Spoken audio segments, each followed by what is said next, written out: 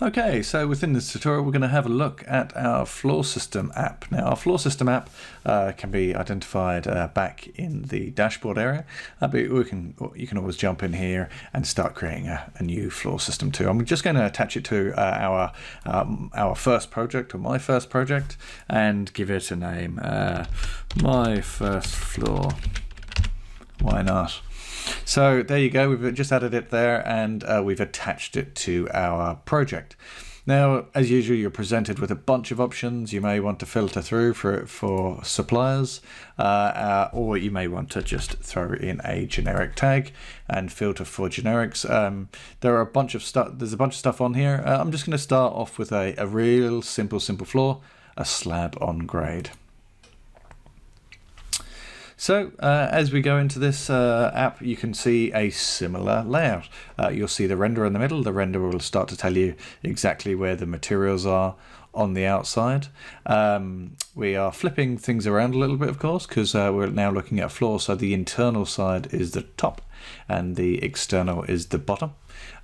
We have our results over here. Our results are going to also migrate as you use this app, because a straight 485 9.2 calc may be appropriate for something like this that has no thermal bridging. But if you've got thermal bridging, you're going to have to use other parts of the code.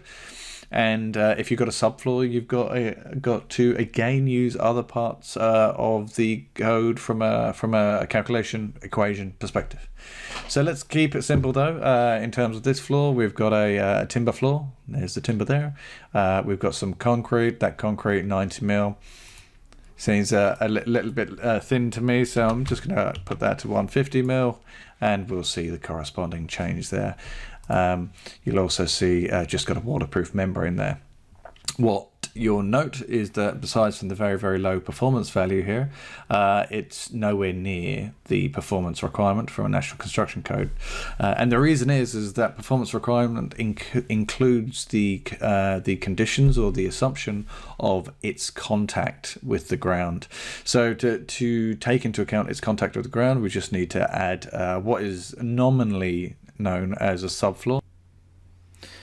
So let's have a look at a so-called subfloor. So subfloor in this case is really just looking at the how the slab on grade sits on the floor. So on the ground, I should say. So first of all, you select the ground type, you select the perimeter area and the floor area. You may want to make that 500.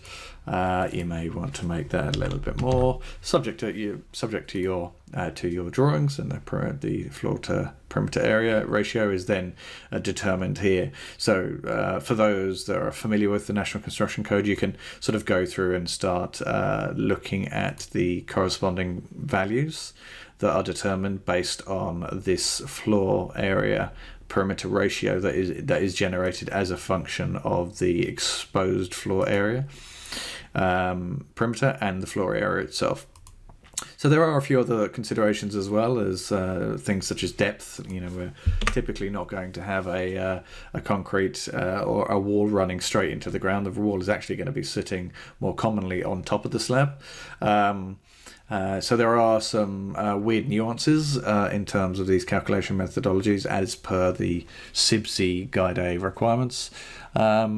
But leaving it as simple as that for the time being, I'm just going to add that there. And what you can see there now is that consideration of how this floor system meets the ground has been undertaken from a calculation point of view in order to determine the actual performance requirement. And in this case, with the ratio of floor area determined, it meets the performance requirements of the National Construction Code. So we've got no issues here. So it's an indication of, hey, under certain scenarios, you're going to find that you don't actually need to insulate your floors, but on some occasions where that ratio of floor exposed perimeter area to floor area is not preferable, then you're going to find that it's going to be lower than the minimum performance requirements, requiring you to either insulate or look at that performance solution pathway in terms of a JV 1, 2 or 3 assessment. Once you're happy, as usual, click away on Performance Solution and you can specify.